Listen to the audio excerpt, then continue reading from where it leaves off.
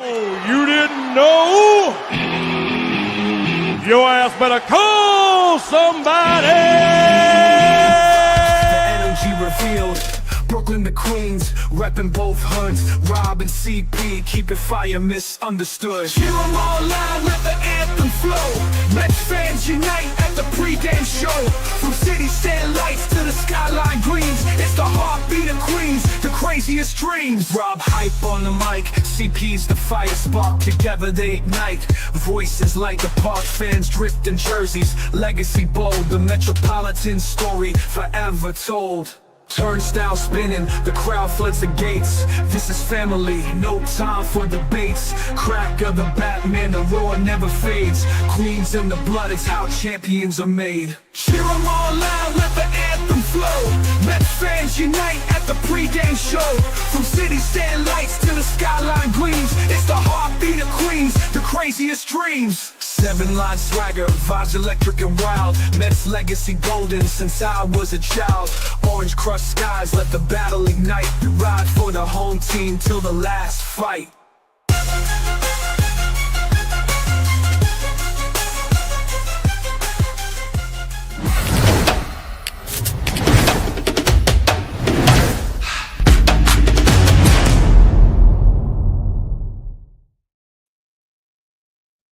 What's up, Mets fans? Welcome back to the Amazing Mets pregame show right here on the channel and on X. The duo is back for the second half as we get to talk about a team that looks lifeless starting the second half as the Mets lose the first two to Cincinnati coming out of the All-Star break. And now they're trying to salvage a series and salvage a game after the break and try to get things rolling again. Chris, how you been, buddy? Yeah, I mean, just trying to enjoy the weekend as much as we can with the way that the Mets are playing. They dropped the first two. It's a chance to salvage this series. And unfortunately, it's not going to be a series win. But, the Mets, who are usually known for starting off second half slow, are doing so seemingly yet again.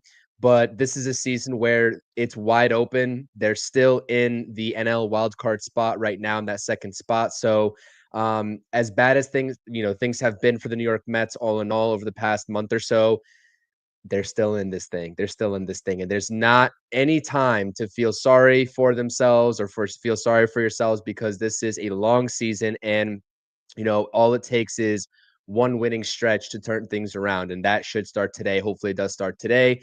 Like I said, the Mets have a chance to get everybody's moods back up on this lovely Sunday. And hopefully they do that before going on to the next series. So, I'm not going to say I'm optimistic. There's a lot of things that we need to talk about that have been going wrong with this team. The runners in scoring position is just still absolutely embarrassing. And, we have to call it as such. We have to call a spade a spade. This team has not been playing well, and they have an opportunity against a pretty good pitcher in Andrew Abbott, both lefties, both southpaws going, David Peterson versus Andrew Abbott. So we'll see how the offense does today, but it seems like a continuous story. Regardless of what's happening on the mound for the New York Mets, this offense just simply can't hit with runners in scoring position. And if the Mets are going to go and be at where they need to be at this season, that one statistic needs to change. The runners in scoring position needs to be better. Yeah, I mean, today's game 100, and we got 63 games to go, including today. And the offense have never shown any signs of life consistently. Running the scoring position, situational hitting. I mean, they are kings of no scoring any runs from the third inning to the eighth inning. That has been their MO all season. They cannot score. They get ahead early in the game, first two innings. They don't score in between most of the time between innings 3 and 7. Lately 3 and 8, and then they try to make a valuable a crazy comeback in the ninth, and they fall short. We have to rely on a Juan Soto praying that ball stays fair to hit a home run.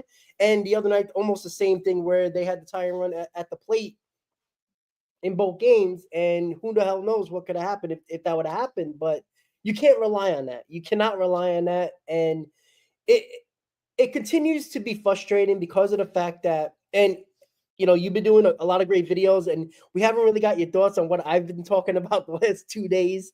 And it's been coming to a head at this point. Like, there is no hiding what has been the major problem for the Mets. It has been the offense, but also it has been just a combination of everything, right? This team has collectively lost together in so many different ways. And what I wanted to talk to you about and to get into this before we get into the game itself is your thoughts. You know, John Heyman wrote a report the other day. How real is that? I don't know. I don't know, but it is very alarming in my eyes that that many possible untouchable prospects are not available on the market when you're trying to get multiple players for holes that you need. And it can't be small moves. At least one big move. Now at this point, I think actually we need two big moves. What are your thoughts on that? First off, the untouchables. I know you're a big fan of Jonathan, and that's an understandable statement. I talked about that yesterday. Zach really doesn't want to trade Jet Williams. Understandable, right? We all have our favorites. We all understand that. But when we talk about there's no excuses, when we talk about this is an all-in type of team, why are there so many untouchables in our top 10 and trying to get things done? First of all, are you talking about a specific report? Because if John Heyman said something about Mets untouchable prospects, I did not see that. Yeah, so he tweeted it about 4 days ago, 3-4 days ago.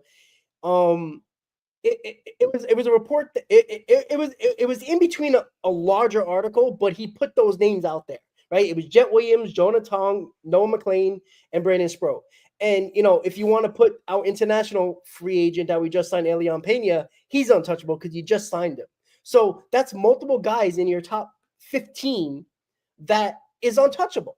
And to talk about the guys that we've been doing videos about and hoping for the big move with a bat or rotation or whatever you think a big move needs to be.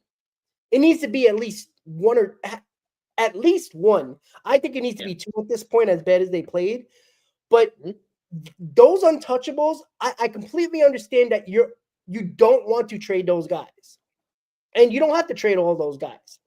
But there should be not one single prospect that you're saying absolutely no to when you're trying to get better and you're still reluctant to put these actual prospects on the roster when you had the needs in June, when you had three top pitching prospects and you used none of them in those spots.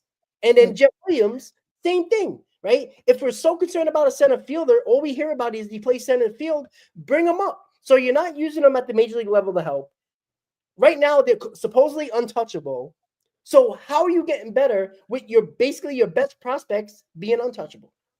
So that's a really good question, first of all. And there's multiple parts to this answer that I will say. And if you haven't been following along, for those of you all in the chat, or if you're watching this, this replay back on this stream, Rob and I have been both doing, trade scenarios and packages for guys that may or may not be available at this deadline based on reports from Jim Bowden, John Heyman, etc. And I know that a lot of you all have been tuning into these videos, and we definitely appreciate it. The common denominator with the videos that I'm making is that I've basically, Jonah Tong and Carson Bench for me are two players that understandably so, if the Mets came out and said, we are not dealing these two guys, I would understand that, right?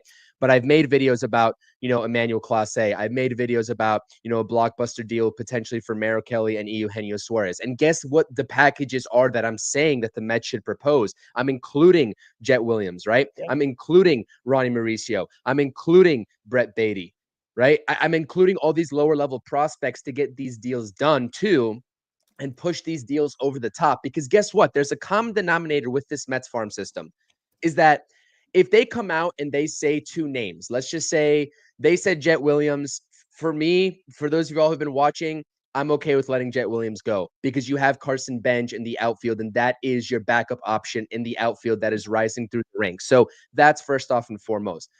If you come out and say that there are two untouchable prospects named Jonah Tong and Carson Bench, or whatever the combination that David Stern says, you have so many more trade pieces available across major league ready talent and the farm system even still to get everything, to fill all the holes you need. So I know that from your perspective, Rob, because we've talked about this for over a year now, right? We've talked about this farm system and the untouchables and the word untouchable with these prospects. Should it be? Should it not be? We've talked about this. It's been a back and forth between me and you. If they are still holding true to these untouchables, that's fine. But as you said, I'm surprised that we haven't seen a single one of these meaningful prospects that we've been seeing, especially from the pitching side as it is, but they damn sure better be making an impact in the second half of this team if they are not letting them go in a trade to make this team better. Nolan McLean, Brandon Sproat, with the way that this rotation / bullpen is looking right now, before the trade deadline. By the way, we have to talk about David Robertson, who just threw a bullpen in front of teams, including the New York Mets today. And according to John Heyman, he looked very good. So he'll be signing a deal very shortly as a free agent. Crazy how he doesn't have a job this year. I'm actually very surprised, especially what he posted last year. But all I'm saying is that besides two prospects, if you want to hold on to two prospects, sure, fine, understandable. Every organization has that one or two prospect, that they've identified that they don't want to let go of. The Mets still have enough and then some to make these deals happen. Mark Vientos, I just made a video today. If you missed it, check it out, about Emmanuel Clase with Mark Vientos in that deal. I don't care at this point. Nobody is off limits outside of maybe the two guys that I just mentioned. And even them, right? Should they really be off limits is, I guess, the point that you're trying to make. This is a win now season, right? And I think that we all know that. And I'm still holding out hope for the big move that this team so desperately needs that we've identified. But I do think that it's also fair from the Mets' perspective, if they want to hold on to one or two of these prospects, there's still enough talent to get a deal done. But you cannot hug on to 5, 6, 7 different prospects and tell us with the logjam that they're all going to be making an immediate contribution this season or next season with limited roster spots to give out. So I understand it, I guess, half-heartedly. But the bottom line is that there is no excuses at this deadline from this Mets front office. There's no excuses. And so Drew Gilbert should be on the table. Jet Williams should be on the table. You know what? If you need to make a trade package happen and Brandon Sproat's name is mentioned as a deal breaker, you do it. You do it. You got to get it done. Now, I do understand that Brandon Sproat's a lot further along, but his AAA numbers by and large, going back to last season and even this season, aren't really the biggest confidence booster. You know what I mean? He's pitching to like a 4.7 ERA right now. So what is the outlook realistically? If you're going to hold on to these guys, are they really going to bring them up this season? Because there is a time already where it kind of got into desperation mode, Rob, in the first half, where they could have went ahead and called them up. And a lot of fans were also agreeing with the notion to stay patient because these prospects aren't ready, and that's a desperation move. I get it. But if you're going to hold on to them into this organization, they need to be difference makers now because this team is a win now team. And that's the bottom line. So I won't make any excuses for them in that category. But all in all, we've talked about, I know you've made multiple videos about, Blade Tidwell, Luis Angel Acuna, etc. I've talked about Ronnie Mauricio, Brett Beatty, Mark Vientos. I made a trade package with all three of those guys' names in the damn trade package because none of them should be off the table. Because with the way this offense is rolling right now, none of those guys are moving the needle. So you got to shake things up. If the big bat is presenting itself, there's going to be competition between the Mariners, the Yankees, maybe the Phillies for Eugenio Suarez or any other big bat on the market, right? So you got to get it done. I'll have to go back and read that article. If you want to send me a DM with that article, I'll go back and read it and see what you're talking about. But for me, with what Jonah Tong is doing, I'm assuming they're naming him as one of the untouchables. I would think Carson Benj, given the outfield outlook, is not too deep. But besides a Drew Gilbert or a guy like Jet Williams, but I think Carson Benj is the most talented of those three, anyways. And outside of that, I mean, anybody else can go really at this point. That's the way I see it. Yeah. And to get it, we'll get a little bit more into it. I just want to let everybody know. I know a lot of people talking about Pete Alonso not in the lineup. Everybody thought it was about his wife being pregnant and, possibly having the baby. It's not that. Mendoza said on his press conference, it's a right hand contusion. I don't know where that happened. I don't know. Did he get hit in the hand? I don't remember him getting hit in the hand yesterday.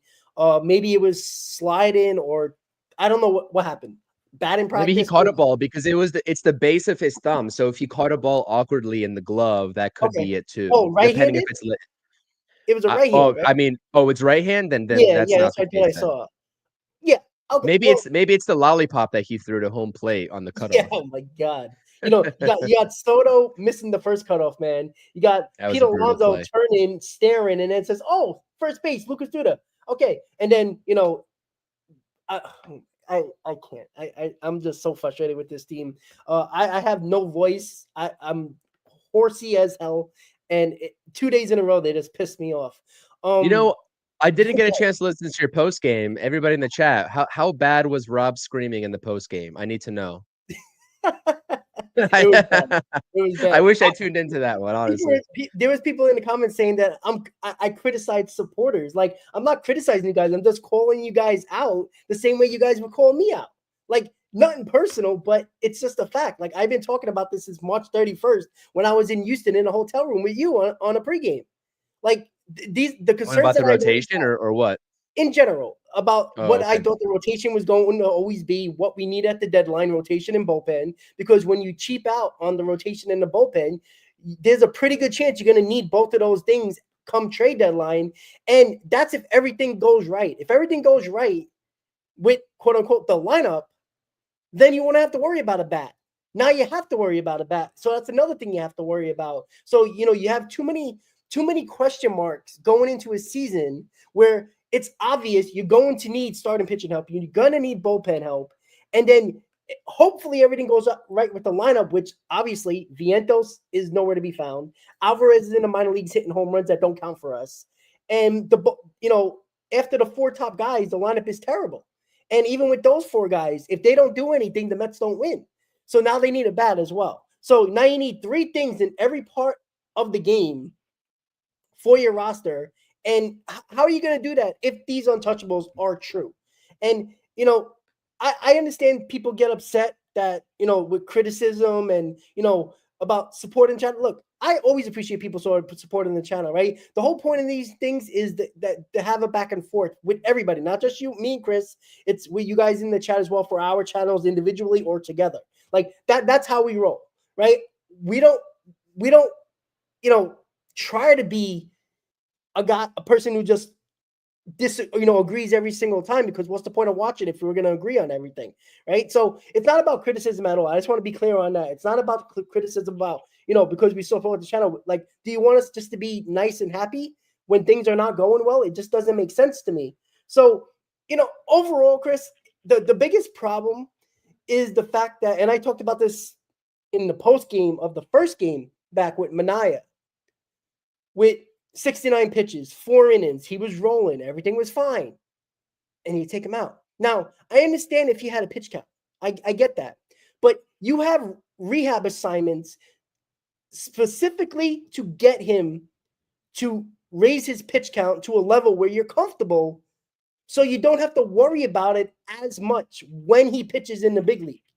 In the big leagues. Like, it didn't make sense to me. Like, they couldn't wait to bring Manaea back a game before the All-Star break, when they could have just kept him in the minors, let him pitch another outing, get his pitch count up, possibly even pitch, maybe a bullpen session during the All-Star break, get his pitch count up a little bit more, and then when he pitches coming back out of the All-Star break, he can have 80 to 85 pitches on his ledger instead of throwing them to 69 pitches, and all you were going to do was use your worst bullpen arms possible, and you gave your team no chance to win. And everybody can continue to critique the offense, but you can't give up 5 runs. You can't give up 8 runs and expect to win every game like that. Like, it's consistently the same problem. And the offense needs to be better. We all know that. We all understand that.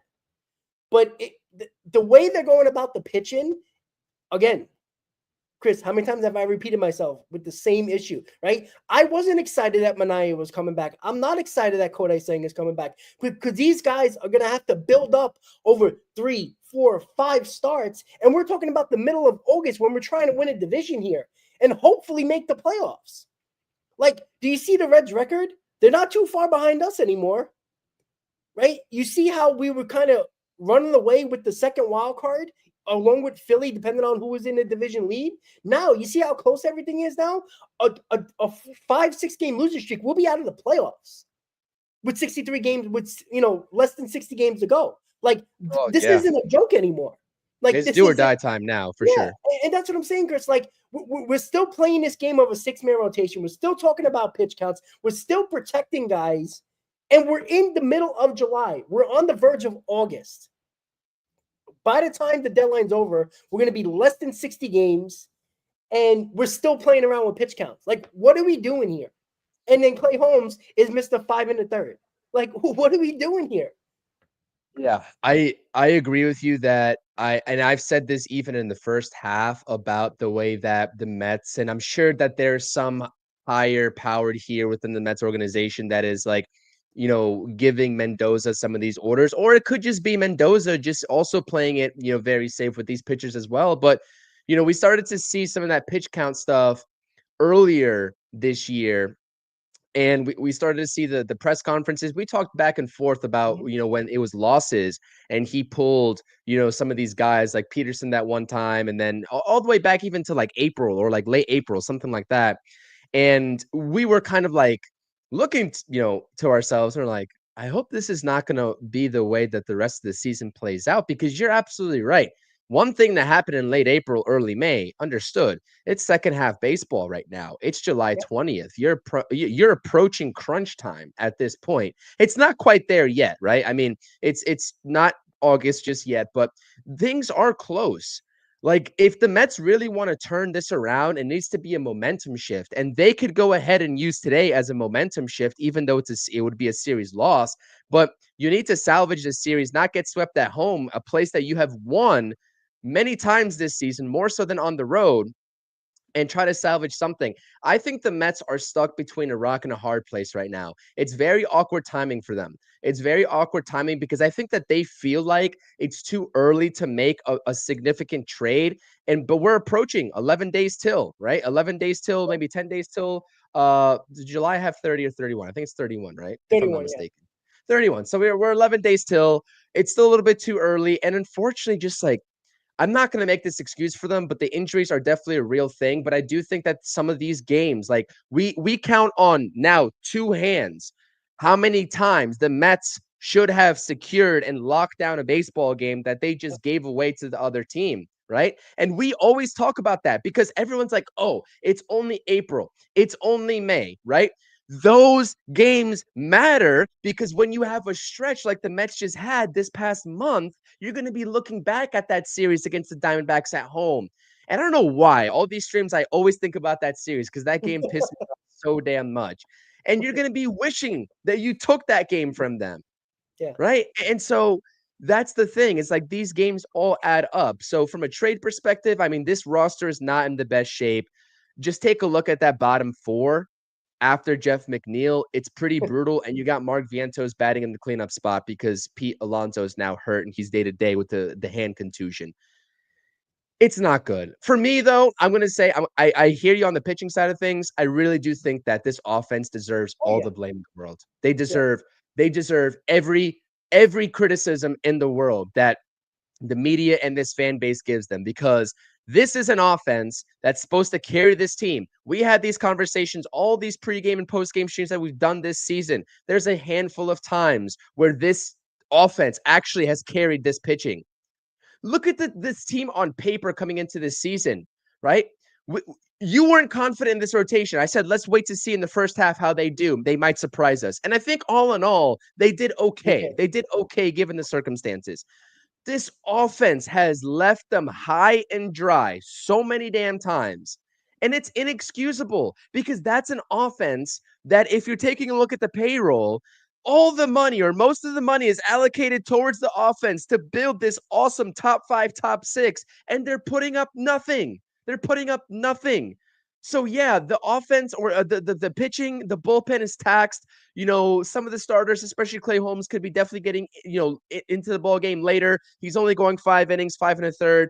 But for me, I think it's an absolute joke that this offense is producing at the level that they have been producing at. Last season, they went through a brutal stretch. All in all, Pete Alonso didn't have a good season, right? But they still, in most categories, they were top 5, and a couple of categories, they were top 10. That was a true top 10 offense in baseball. And that lineup wasn't as talented when you take a look at maybe some of the positional players, or maybe they were, because Jose Iglesias made a really good contribution to the team. I don't know what it was. But I feel like this is an eerily similar lineup that should be producing at least similar values, especially with the addition of Juan Soto, and they just simply haven't. And I posted a short clip on my YouTube channel yesterday. I took a screenshot of the tweet that Steve Cohen put up last month, and when he was trying to take the optimistic route. And I understand that as the team's owner, you're never going to be negative Nancy on social media and put the team down. But it's like, he ended the statement saying the runners in scoring position struggles can't last that much longer. They need to break out of this funk eventually, right? And they haven't. They haven't. Mhm. Mr. Cohen, with all due respect, it's been a month since your tweet, and we've gotten no improvement from this offense with runners in scoring position. So yeah, this team needs pitching, but honestly, with the way things are going, especially with how top heavy this lineup is, they need that big bat, that Eugenio Suarez, or any other bat that presents itself that is worth getting. And I'm not talking about a guy like Cedric Mullins. I'm talking about a true difference maker that is able to balance out this lineup and maybe push Jeff McNeil down a little bit in the lineup so he can go ahead and help out the bottom of the order that is just simply lost. Now, Brett Beatty and Luis Torrens, they had a good game yesterday, right? They had a good game.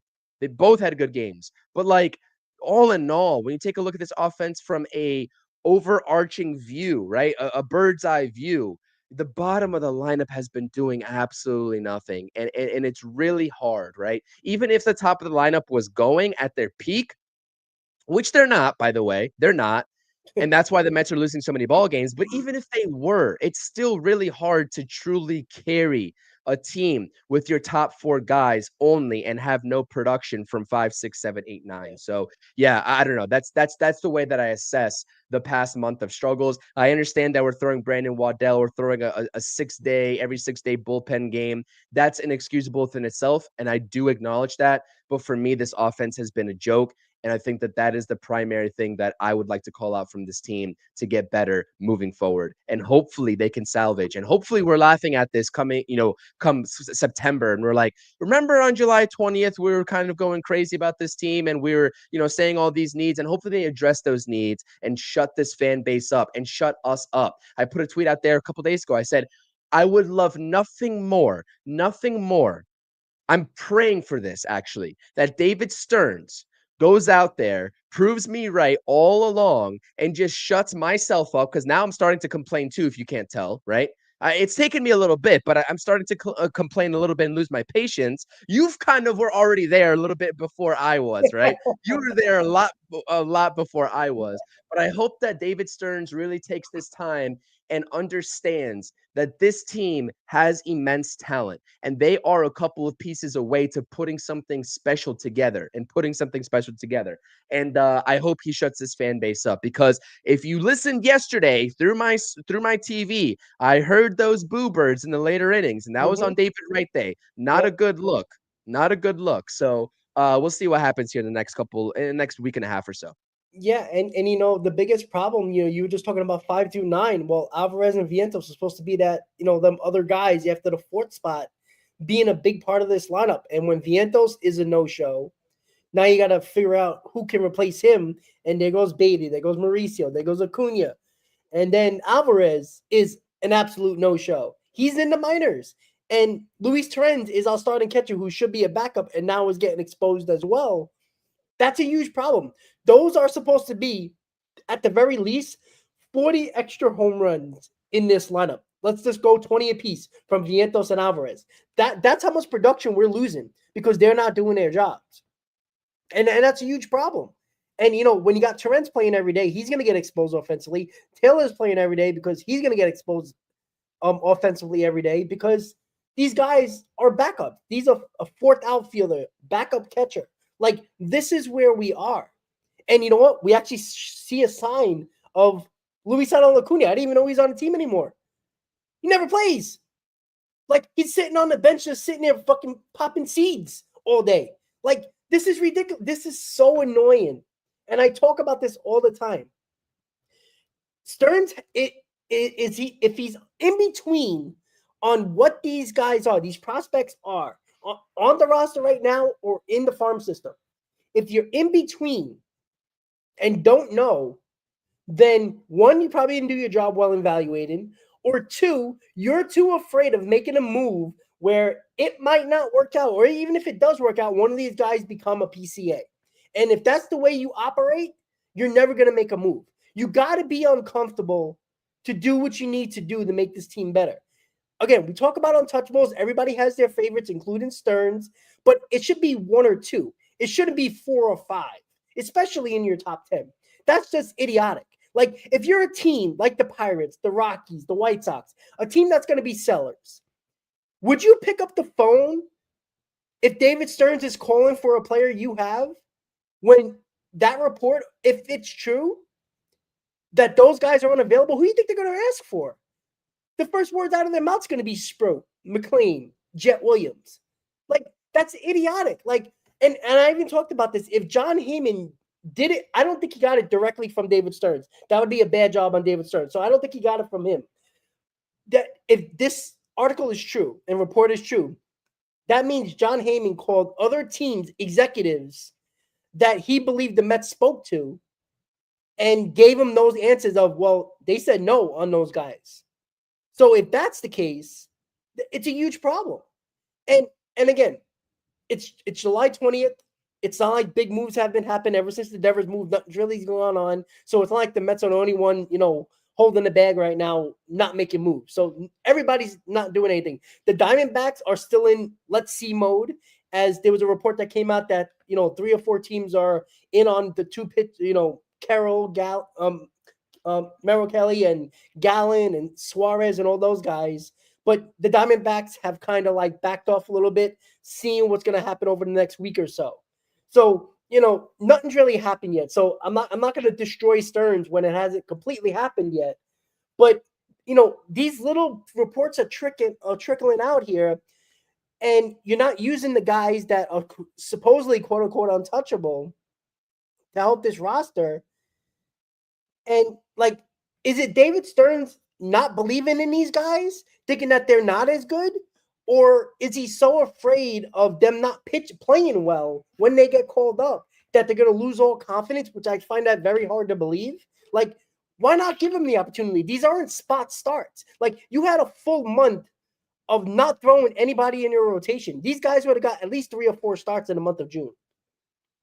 I think with David Stearns stating that he wasn't going to bring up a starter like McLean or Sproat for a spot start and then send him back down, which I do agree with to an extent, but like, you don't need to send them back down. They can be a mainstay, especially if they perform well with given the roster and what it's looking like right now. So I think I disagree with that statement, but given what Stearns said, I just think that they're looking to the future too much. I think that they're looking, I think that they have, like, and when Stearns walked into this door, he didn't have a 3-year plan, right? He didn't have a 3-year plan. He had a 5-year plan or a 7-year plan. And he's like, I'm not going to deviate away from that. And I'm not going to let a first half of baseball make me desperate enough to deviate away from my plan. I honestly think that's what it boils down to.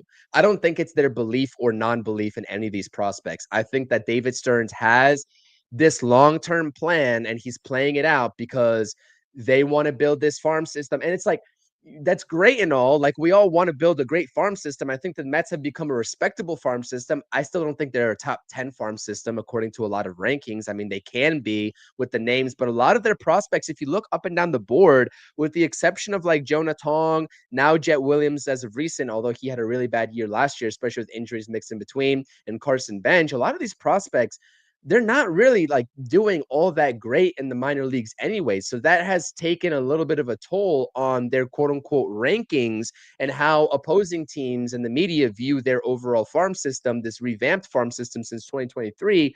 But Rob, I honestly think that's what it boils down to. I don't think it's a lack of confidence in the ability and the talent.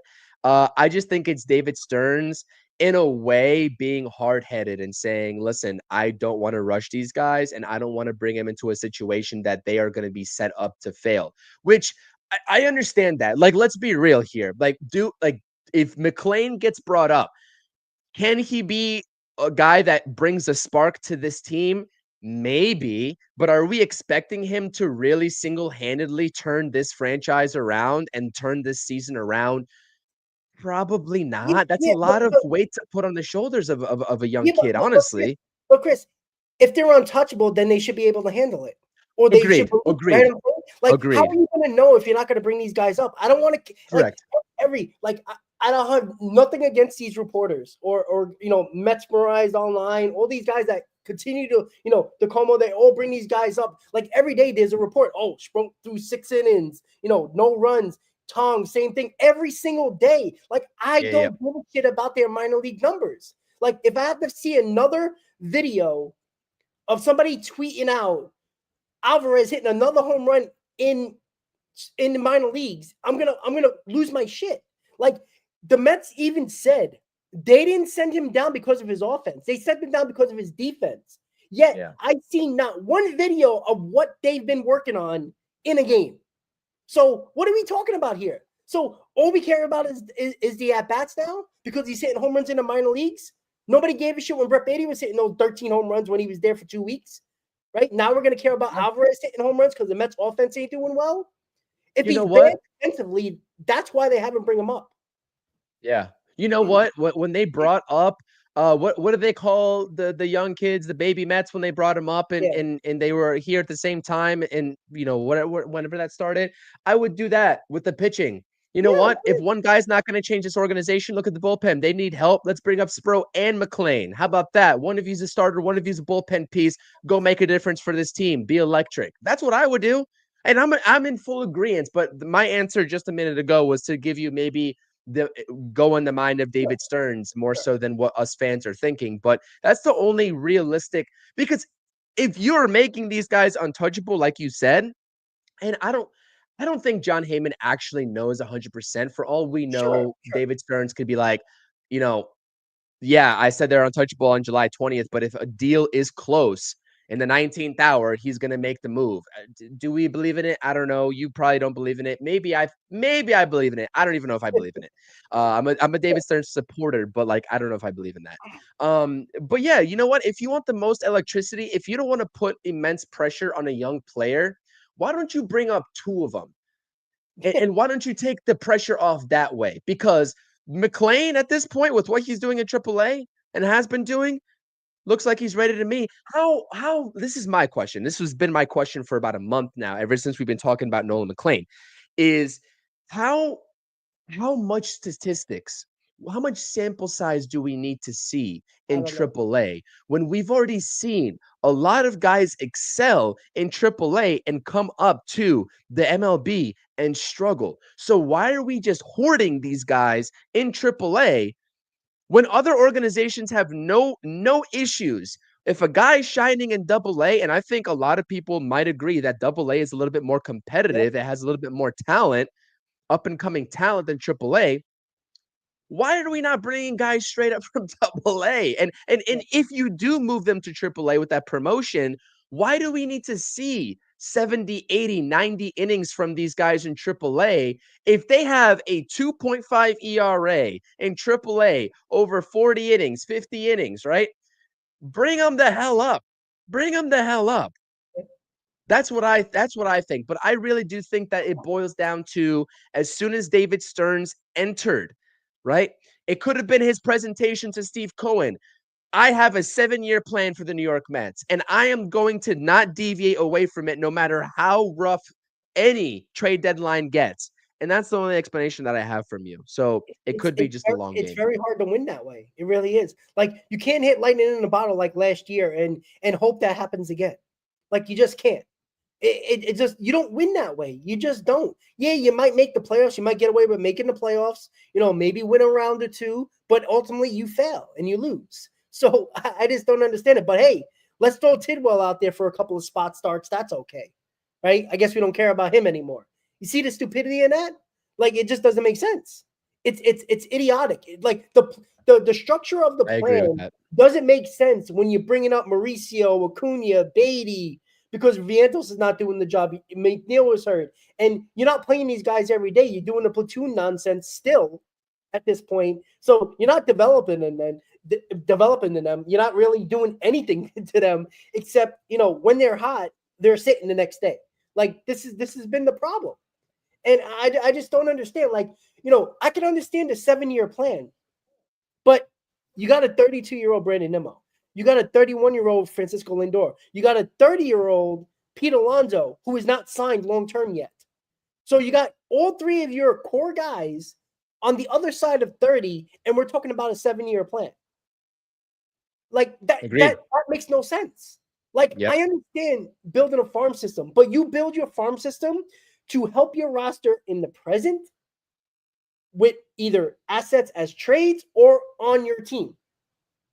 And on top of that, you still can build a farm system while doing it. That's why you draft over that time. Like, the plan doesn't make sense.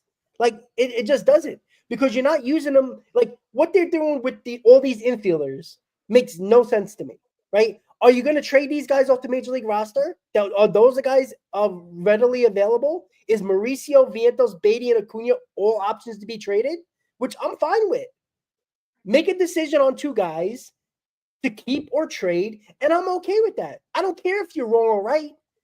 Nobody knows, but it shows that you're trying something. If that's the way you want to hold on to your farm system, I guess I'm okay with that. But you know what? I still don't believe that, like, if you're the Pirates, if you're the Rockies, and you see Mauricio batting 220, you see Acuna showing no power at all. He's a glorified base runner and a defensive replacement. Brett Beatty has shown a little bit of signs, but nothing special. Vientos is a shell of himself from last year. What team wants those guys other than control? Like, there's other teams that are going to give better offers. You got to beat other offers. You can't make teams in your division and your league better because you're afraid of making an overpay type of move. It's just stupid. And the Phillies, who are going to be after some of the same personnel at this deadline that the Mets have, I think, a top 20 prospect that's a shortstop. I forgot the kid's name. And if the Mets want to match anything of that nature, if the Phillies are going to let that guy go, they're going to have to let Jet Williams go, because I think Jet Williams is like 47 in the top 100 pipeline coming into the season. So that would be kind of like their match. Andy Martino had a interesting tweet just 30 minutes ago. I don't know if you said it or not, but he quoted the SNY Mets with the Vientos and Pete Alonso news that Vientos is playing first base. And he said, interesting timing for the Mets to remind the league that Vientos can play first base. He has no value except for service. Listen, I think a team would take a chance on him. I think they would. And that's why I had him. That's why in my video today, in my trade package for Class A, I had Vientos and Williams in that trade.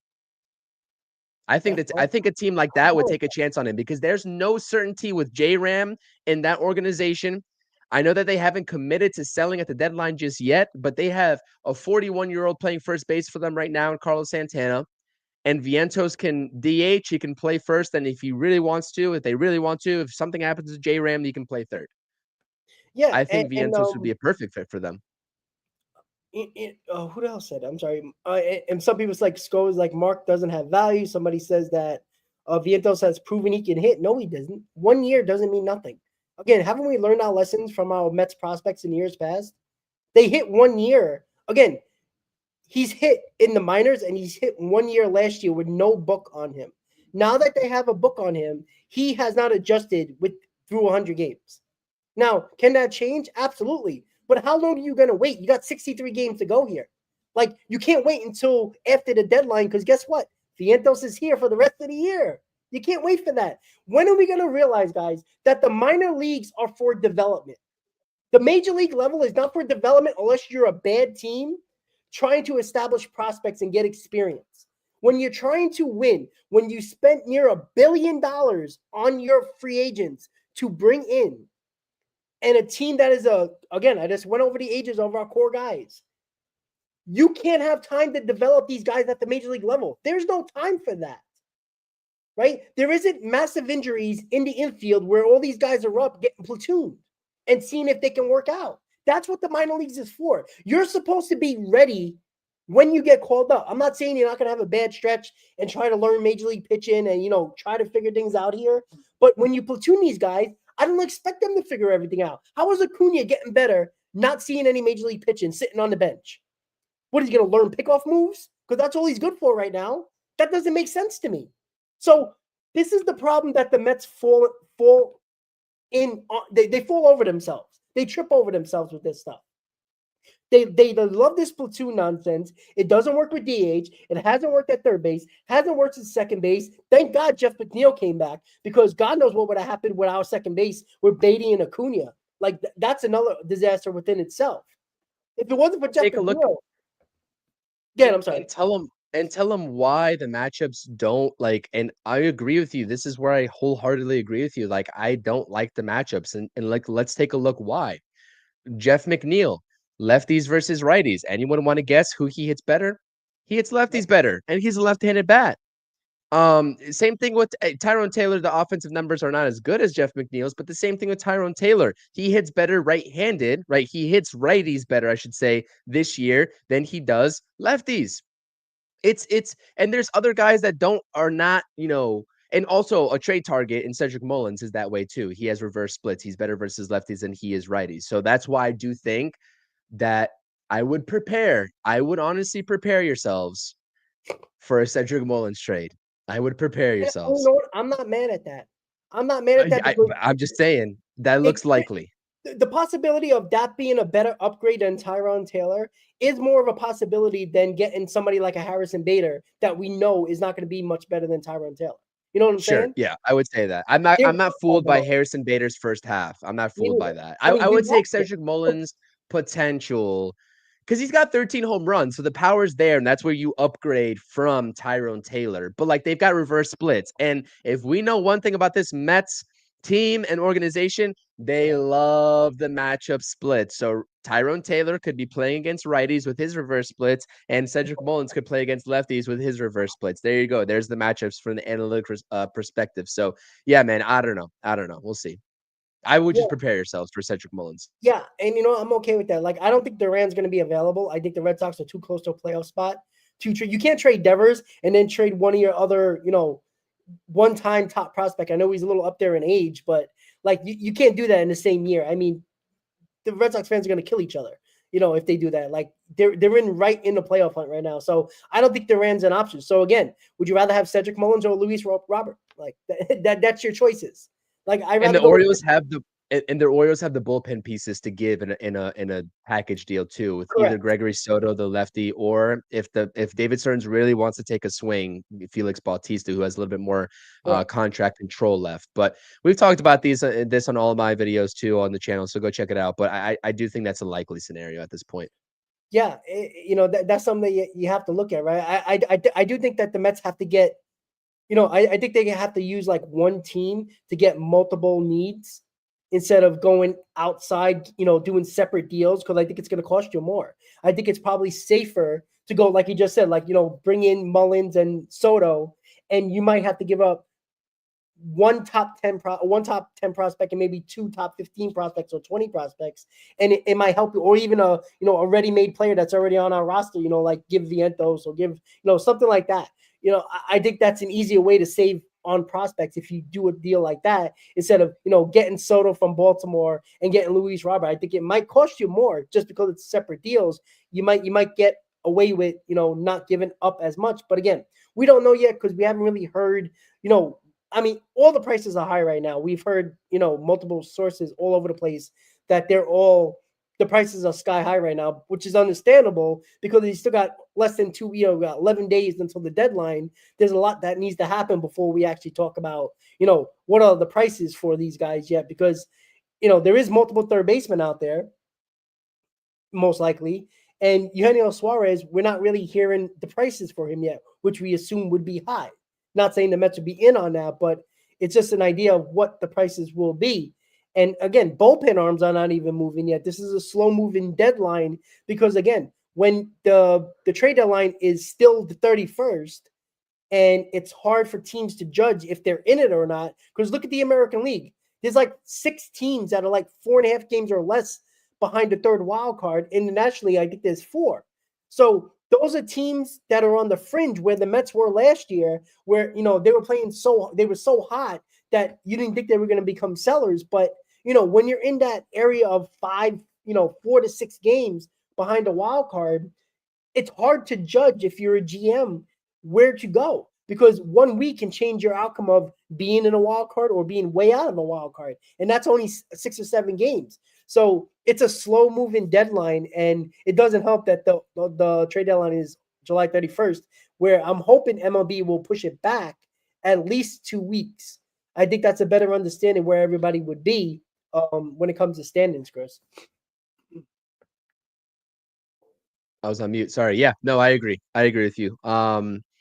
It's tough. It's tough. The timing of it all is tough. And we just, like I said, it's also for us, it's tough to gauge what's going to happen because it's still a little bit early. So I know that this coming week, as we, have a couple more days under our belts, talks start to materialize, and hopefully we see the first domino fall of somebody being aggressive and making an early move.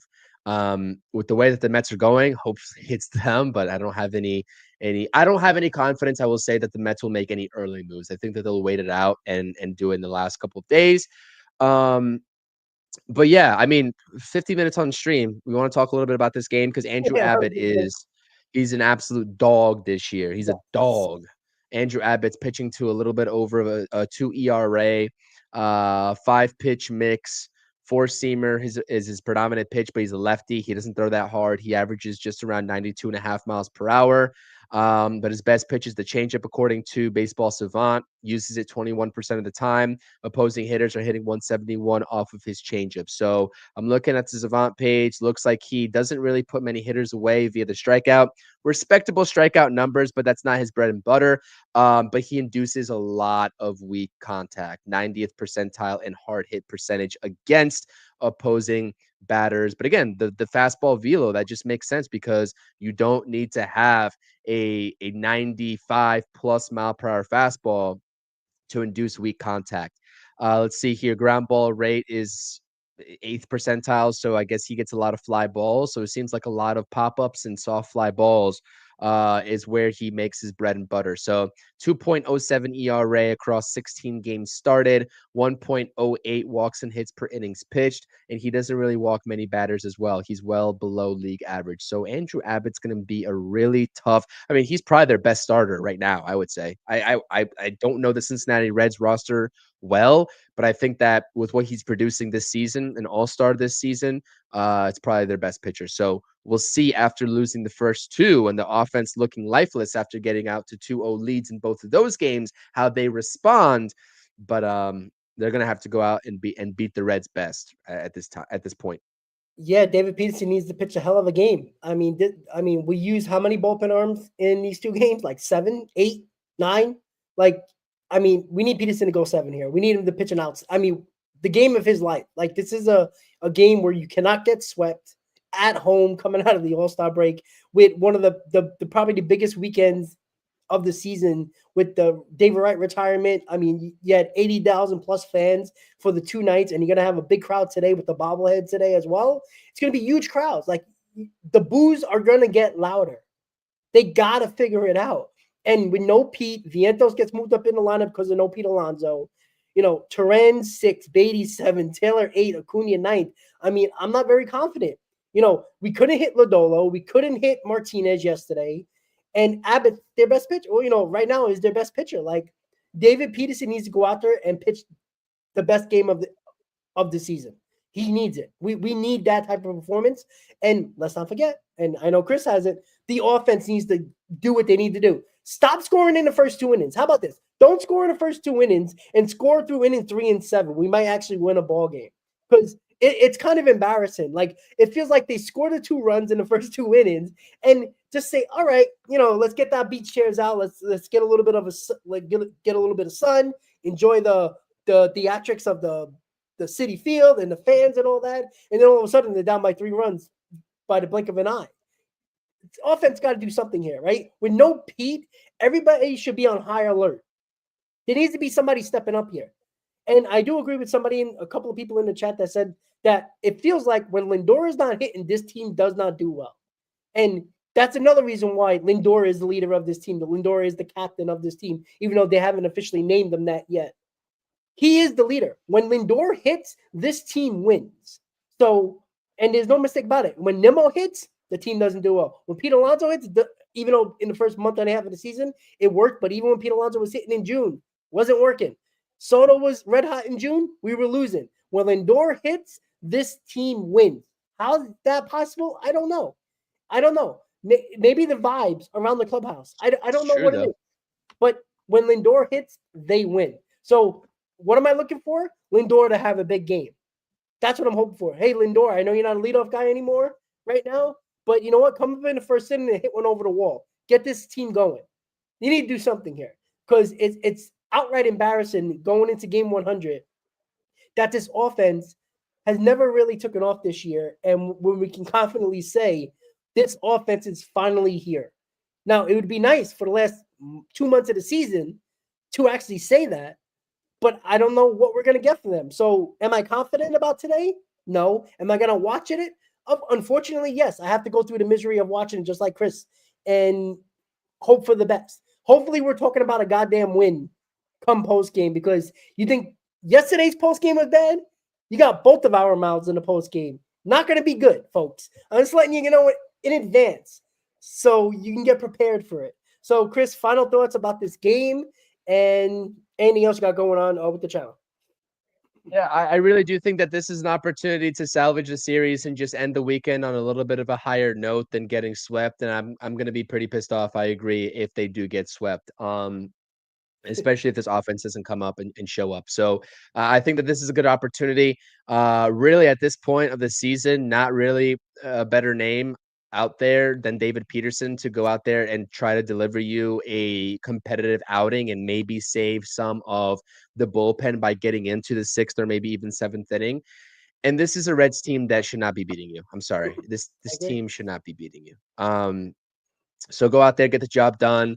You know, if they don't perform, they're going to hear more boos. Like if they think the boos, were bad yesterday, which they weren't. They were. I heard it, but it was faint, and I heard it. This is only the beginning. They're 11 games over 500. Go out there, start something fresh. Let's start a winning streak, even if it's a mini one and you lose the 4th game, but start something, get some momentum going. It's hard to get momentum going when you have, just like it's trying to piece something together with the bullpen. And it's just roster construction. And David Stearns needs to figure that out because he needs to give Mendoza something more to work with. Yep. But yeah, go out there. We'll see you all for the post game. I'm setting up the stream right now so Rob and I can deliver you all a stream right after today's game. So hit the subscribe button on both of our channels. Subscribe, hit the thumbs up, all that good stuff. You know what to do. We appreciate you all being here on the pregame and the post game. We appreciate all the comments. We read all the comments. Like if I'm not talking, I'm literally reading all the comments that come in on both of our live chat streams here. And just pay attention to new videos. I have a new video out released as of this morning. I have new videos over the past week. I think I have like 5 new videos. So I plan to do a lot more of them coming up, talk about trade deadline, in addition to the streams that we do for you all. So let's go Mets. It's an opportunity. I know that, Mets fans are kind of down on this team right now. It's a little bit gloomy, but let's end the weekend on a high note, and then we'll worry about the next series when it comes. So let's do it. Let's go Mets. Exactly. Fundamentals are key. Turn a double play when you need to turn a double play. Hit your cutoff man when you need to hit your cutoff man. Hopefully they play good fundamental baseball, and we're talking about a Mets win. We'll see you later on the post-game show, guys. Thank you for tuning in to the Amazing Mets pregame show right here on the channel and on X. Let's go Mets, guys, and enjoy the game.